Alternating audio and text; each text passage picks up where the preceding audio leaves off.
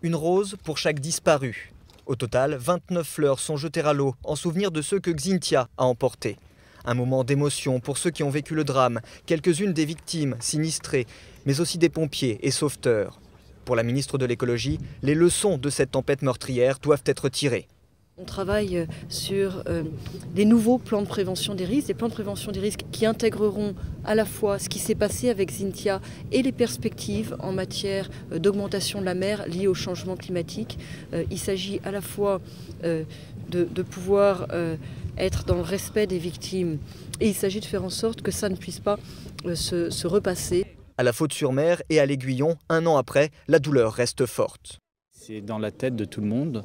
Dès qu'il y a du mauvais temps, on stresse. Dès qu'il y a quelque chose... De toute façon, on ne peut pas oublier, on est constamment dedans, constamment avec les assurances, les problèmes de remboursement. Voilà, c'est une plaie, une cicatrice qu'on aura toute notre vie, on y pensera tout le temps. La plupart des sinistrés et des proches des victimes ont toutefois choisi de ne pas participer à cette cérémonie, car ils restent en colère contre leurs élus.